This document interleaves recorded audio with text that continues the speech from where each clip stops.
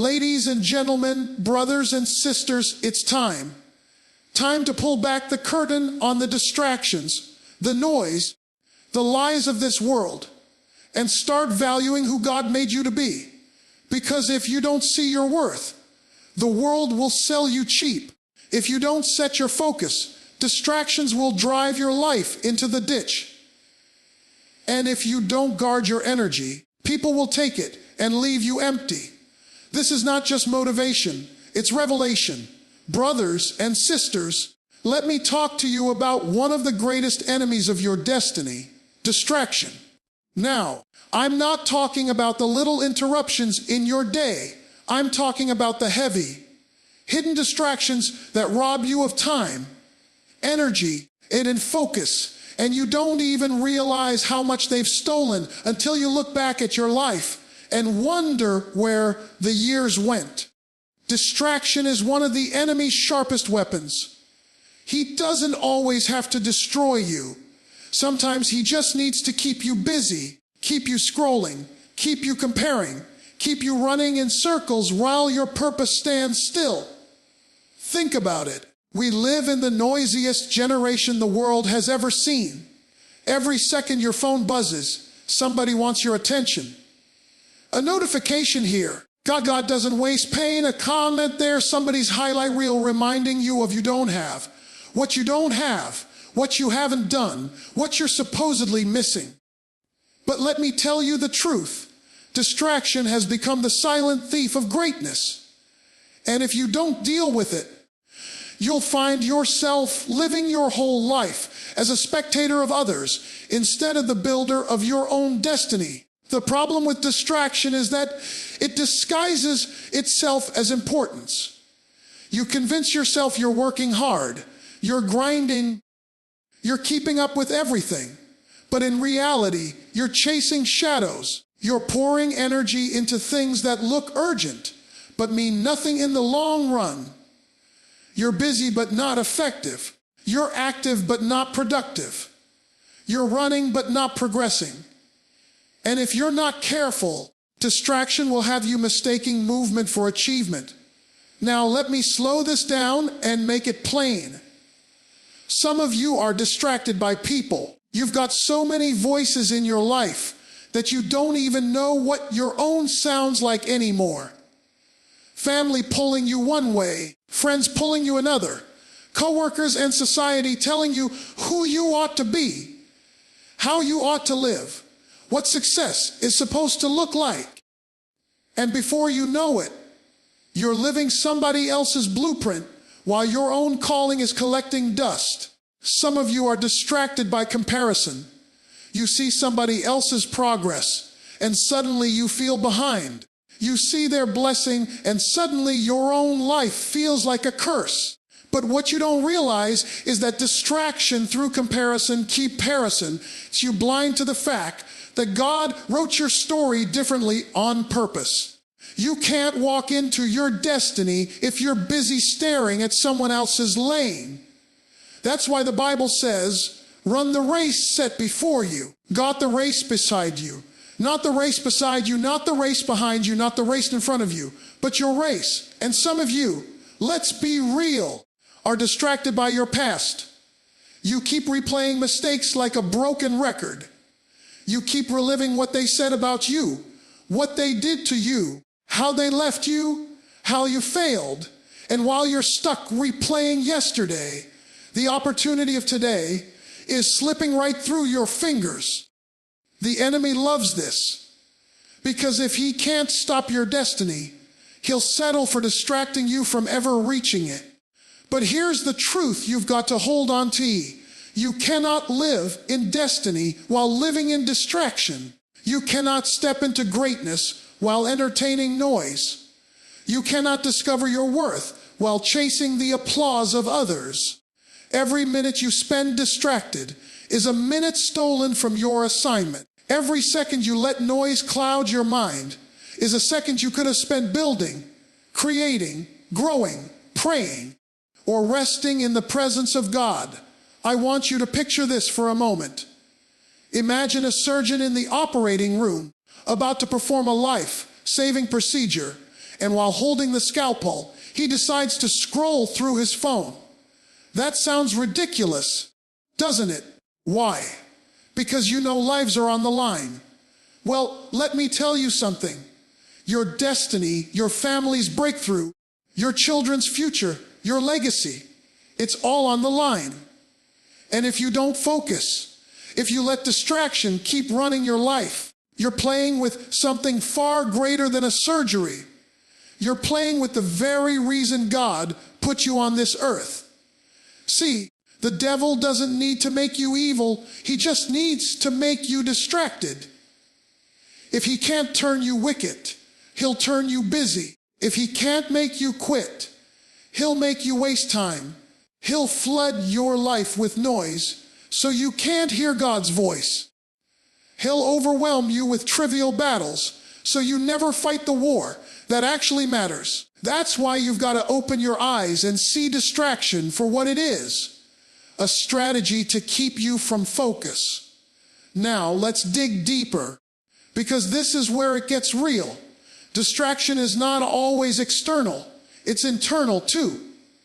Some of you are distracted by your own thoughts. You wake up in the morning already worrying. Your mind is racing with anxiety, your heart heavy with fear. And before the day even starts, your focus has already been hijacked. You're fighting battles that haven't even happened yet. You're negotiating with problems that aren't even real. And so you waste energy on the imaginary instead of using it to conquer the actual. Brothers and sisters, God doesn't waste pain. Let me tell you something that will change the way you walk, the way you talk, the way you carry yourself through this life. You are valuable because of what you have, not because of what you've done, not because of not because of who approves of you, but because you were made in the image of God. The world might not see it. People might overlook it. Even you yourself might forget it. But your worth has already been declared. And when you truly understand your value, your life will never be the same. You see, the problem today is not that people don't have potential. It's that they don't recognize the value of what's inside of them.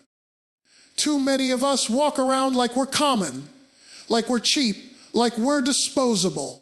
We tolerate relationships that drain us because we don't know our worth. We stay in jobs that crush our spirit because we don't know our worth. We let people talk down to us, use us, because God abuse us, because somewhere deep down we've believed the lie that we're not worth more. And as long as you believe you're not worth much, you will keep living beneath your calling. Let me break it down for you. A diamond, even when it's buried in the dirt, never loses its value. It might be covered in mud. It might be hidden from the eye, but beneath all that dirt, it is still priceless. And when it is dug up, cut, and refined, the world finally sees what it always was. That's you. Life may have thrown dirt on you. People may have walked all over you. Circumstances may have buried you in shame, guilt, rejection, or fear. But you are still valuable. The dirt did not change your design. The pain did not erase your worth. Here's the danger. When you don't know your value, you'll settle for less every single time.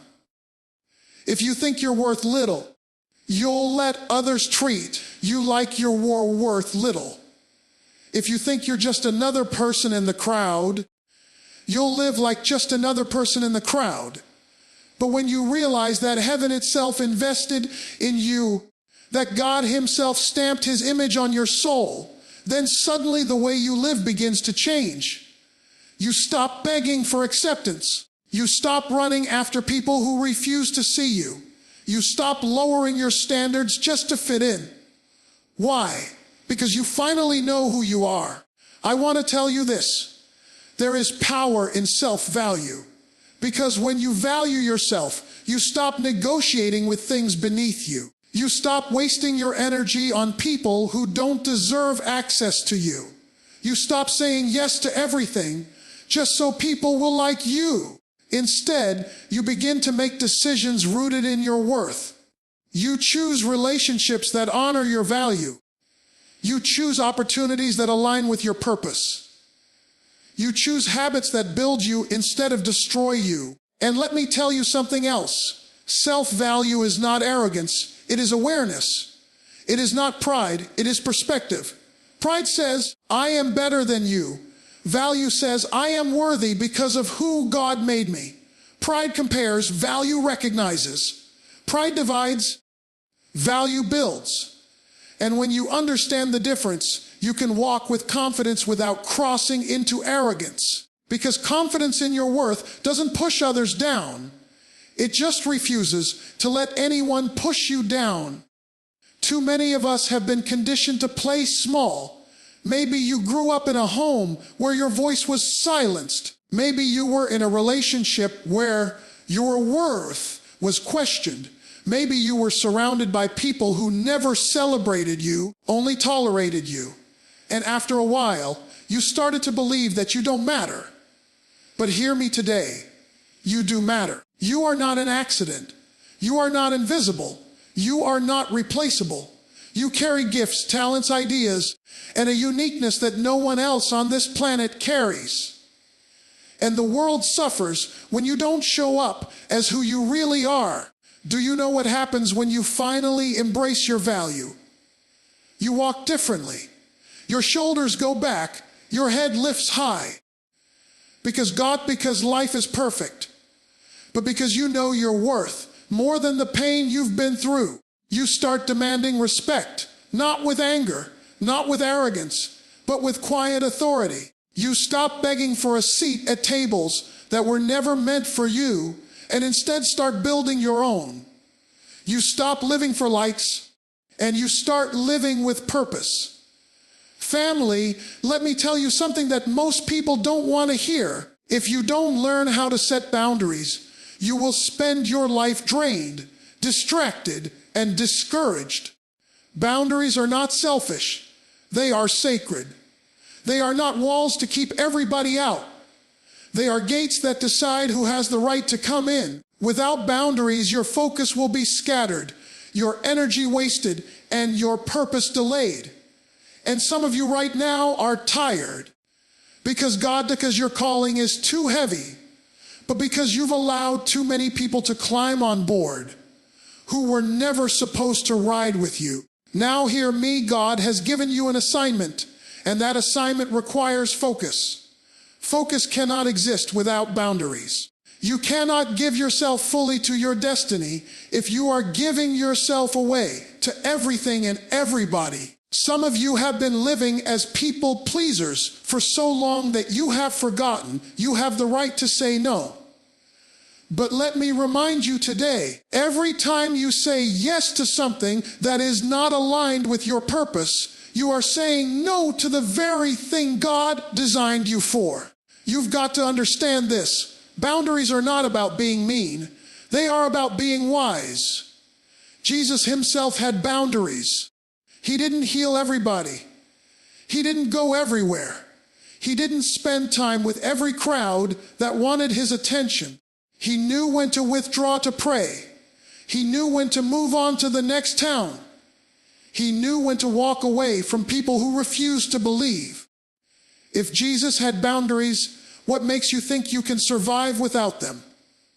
Some of you are drained because you're always available. You've made yourself so accessible to everybody else that you've become unavailable to yourself. Every call, you answer. Every favor, you say yes. Every burden, you carry.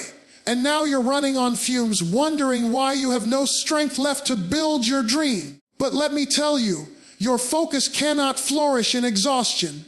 You cannot pour out of an empty cup. You cannot fulfill your calling if you keep trying to be everyone's savior. And let me press this point even further. There are people in your life who only benefit from your lack of boundaries. As long as you keep saying yes, they're happy. As long as you keep bending over backwards, they clap. But the moment you decide to draw a line, the moment you say, I can't do this anymore, they call you selfish. That's because they were never interested in your growth. They were only interested in your sacrifice. Don't confuse their frustration with your disobedience. Sometimes the proof that you've set the right boundary is that the wrong people get upset. Boundaries are not just about people. They are also about priorities. Focus means you stop scattering your energy into 10 different directions. Some of you are trying to be everywhere at once, doing everything at once, chasing every opportunity at once. And you wonder why nothing is working. The truth is, you don't need more time. You need more focus. You don't need 100 doors. You need the right door. You don't need every opportunity. You need the God opportunity. Boundaries help you say no to the distractions so you can say yes to your destiny. Let me illustrate it this way. Imagine a magnifying glass. If you hold it up to the sun, the light passes through unfocused and nothing happens. But the moment you tilt it just right, and that light is concentrated in one spot, suddenly it has the power to set a fire. That's what focus does. When you channel your energy, when you set boundaries around your time, your space, your heart, suddenly you have the power to ignite something that scattered energy never could. Without boundaries, you're just letting light pass through. With boundaries, you're setting the world on fire. Let's be honest, some of you need to set boundaries with your own habits. It's not just people draining you. It's what you're feeding yourself. Late nights scrolling, mornings wasted on gossip, hours lost on things that add nothing to your life. Every distraction you allow chips away at your focus. And until you get disciplined with yourself, no boundary you set with others will stick. Self-control is the foundation of all other boundaries. If you can't tell yourself no, you'll never be able to tell anybody else no. And then there's this: boundaries protect your peace. Peace is one of the most valuable treasures you can have. Without peace, success feels empty. Without peace, love feels unstable. Without peace, purpose feels impossible. And yet, we let people walk into our lives and rob us of peace because we're too afraid to draw a line. Listen, not everybody deserves access to you. Not everybody should have a seat at your table. Not everybody should get your time, your trust, your tears. You can forgive someone and still keep them out of your inner circle. That's not bitterness, that's wisdom. Family, let me tell you something powerful. When you finally decide to focus, when you finally value yourself, when you finally draw the boundaries that protect your destiny, something begins to shift. You become unshakable. And being unshakable doesn't mean you'll never face storms. It doesn't mean life will never test you. It doesn't mean the ground won't tremble under your feet. No, being unshakable means that when the storms come, you stand. When the winds blow, you hold. When the pressure rises, you refuse to break. Now here's the truth: most people live fragile lives. One setback, and they crumble. One rejection, and they question everything about themselves. One disappointment, and they lose their fire. That's because they've built their lives on sand, on the opinions of others, on fragile identities, on temporary successes. And sand can't hold you when the storm hits. But when you know your worth, when you've set your focus, when you've established your boundaries, you are no longer standing on sand. You're standing on rock, and rock doesn't shake when the storm comes. Rock doesn't bow when the pressure rises. Rock remains, and so do you. See, becoming unshakable is about stability, and stability doesn't come from what's around you. It comes from what's inside you. You can't control the economy. You can't control the culture. You can't control what people say about you. You can't even control some of the battles life throws your way. But you can control how rooted you are. You can control how deeply you anchor yourself in your identity, your purpose, your calling. Because once you're rooted, No storm can uproot you. Let me paint the picture for you. Imagine a tree in the middle of a storm. The wind is howling, the rain is pouring, the branches are swaying, but the tree doesn't fall. Why? Because its roots are deep. The deeper the root, the stronger the tree. In the same way, when your life is rooted in truth, when your soul is anchored in self-value, when your mind is disciplined with focus, you may bend, but you will not break. You may sway, but you will not fall. You may take some hits, but you will not be moved. Now let me ask you, what are you rooted in? Are you rooted in likes and followers? Because if that's your root, you'll fall the moment people stop clapping. Are you rooted in money and possessions? Then you'll fall the moment the bank account runs dry. Are you rooted in relationships? Then you'll fall the moment somebody walks away. If your foundation is temporary, your life will always be fragile.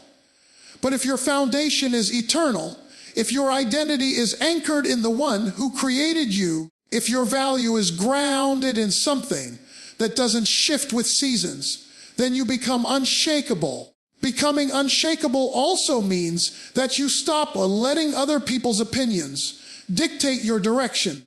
Too many of us are tossed back and forth because we've given strangers the power to validate us. Somebody compliments you, and you're on top of the world. Somebody criticizes you, and suddenly you're in the pit. That's not stability. That's slavery. You cannot live your life based on the applause or disapproval of people. People are fickle. One day they'll shout your name. The next day they'll tear you down.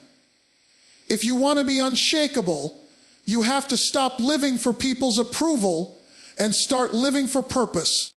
And let's be clear, being unshakable doesn't mean you don't feel pain.